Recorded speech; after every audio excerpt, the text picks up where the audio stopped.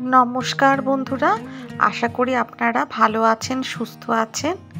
আজকে রেসিপিতে থাকছে সয়া রাইস। প্রথমে কড়াইতে আমি সর্ষের তেল দিয়ে দিচ্ছি। তেলটাকে ভালো করে গরম করে নেব।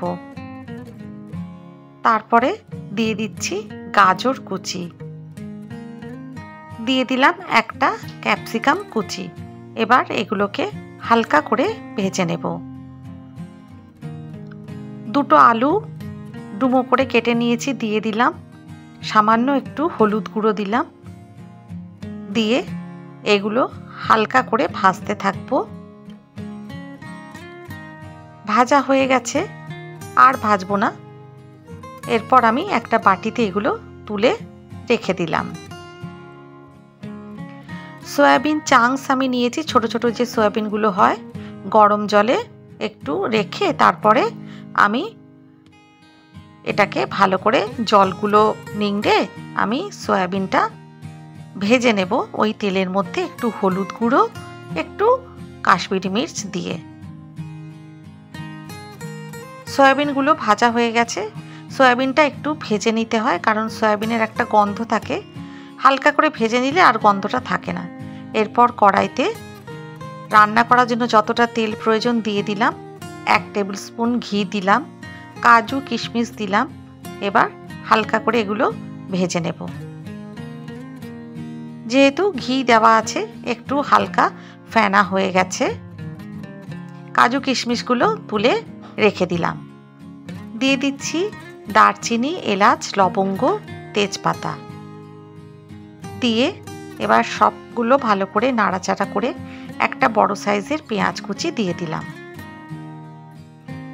সয়াবিনের তরকারি অনেক তো খাওয়া হয়েছে, একদিন এই রকম একটা রেসিপি আপনারা ট্রাই করতে পারেন। এরপরে আদা রসুন থেতো করে দিয়ে দিয়েছি। দিয়ে দিচ্ছি একটা টমেটো কুচি, টমেটোর বীজগুলো ফেলে দিয়েছি। সব কিছু বেশ কিছুক্ষণ ধরে ভেজে নেব। আমি এখানে ফ্রাইড রাইসের যে চাল হয়, দেরাদুন রাইস, সেটা করে নিয়েছিলাম আগে। সেই রাইসটা দিয়ে দিলাম।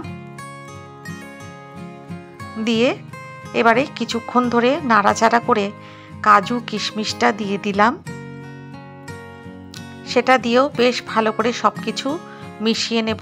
খুব তাড়াতাড়ি রান্নাটা হয়ে যায়, আর খেতেও ভালো লাগে। এইরকম একটা রাইস থাকলে কিন্তু আর অন্য কোনো তরকারির দরকার নেই। এরপর ভেজে রাখা সয়াবিন চাংসটাও দিয়ে দিলাম। বাচ্চারা খেতে এটা ভীষণ পছন্দ করবে, আর হেলদি হয়।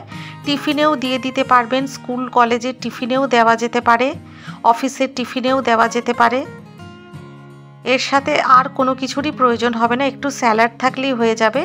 এরপর যে আলু, ক্যাপসিকাম, গাজরটা ভেজে রেখেছিলাম সেটাও দিয়ে দিলাম। দিয়ে সব কিছু ভালোভাবে বেশ কিছুক্ষণ ধরে 2 থেকে 3 মিনিট নাড়াচাড়া করে নেব। প্রয়োজন মতো নুন দিয়ে দিচ্ছি, সামান্য একটু মিষ্টি দিলাম, আর দিয়ে নিচ্ছি গোলমরিচের গুঁড়ো।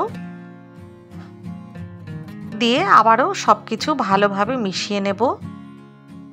খুব সুন্দর খেতে হয়, একবার অবশ্যই ট্রাই করবেন। একটা স্টার অ্যানিস আগে দেওয়ার দরকার ছিল, আমি দিতে ভুলে গেছি, তাই জন্য এখন দিয়ে দিলাম। গন্ধটা খুব ভালো আসবে। দিয়ে আরও কিছুক্ষণ 2 মিনিট মতন নাড়াচাড়া করব, সব কিছু ভালোভাবে মিশিয়ে নেব।